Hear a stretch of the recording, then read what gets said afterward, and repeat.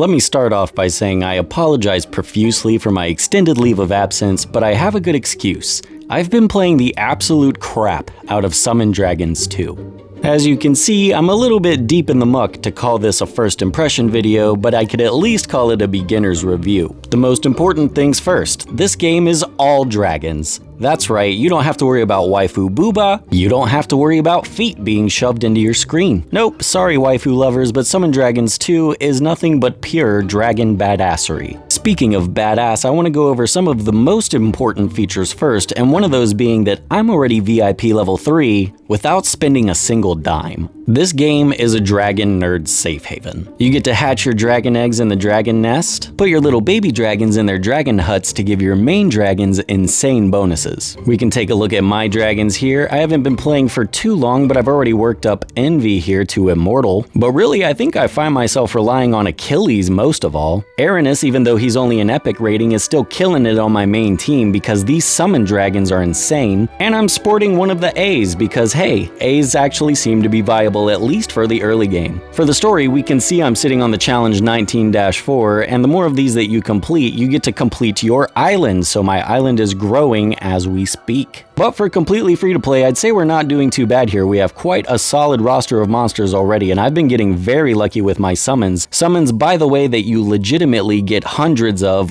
all the time. You can see in my pity right here that I've spent at least 400 summons worth of pity points on dragons. And I still have 200 more to go. This trainer pass is like the battle pass of the game, but you do get trainer fame to level up your VIP just from doing dailies. Looking at the gallery, you can see that the roster of available dragons is actually quite huge, and it's looking pretty good for Triple S. No expense was spared on the gallery because we have over 100 dragons that you could customize and build to your heart's content. And you will be training up to 15 dragons because you have a lot of content that you're going to want to tackle. Starting in the Grand Adventure, you basically have elite chapter quests that allow you to collect whichever dragon shards you want pretty much. Dragonfall Valley is your basic tower that you're going to climb with every element, and a main tower that you can climb to the highest floor you can with all your characters. Ancient Domain has your classic RPG style tactics boards where you're going to be doing adventurous missions to get even more rewards. The Ancient Crusade is a league of bosses that you can challenge weekly to unlock harder difficulties and insane prizes. Lost Valley is your classic Summoner's War dungeons with each boss having their own mechanic to overcome and a different reward for you to farm daily. And that gear you farm matters greatly because you actually have sets in this game like Summoner's War where set bonuses can be just as valuable as the substats themselves. The talent trees are a nice addition. They don't let you customize, but they do add an extra layer of character building to the game. And the Frost Abyss is a boss that you can challenge daily for a plethora of items in every category.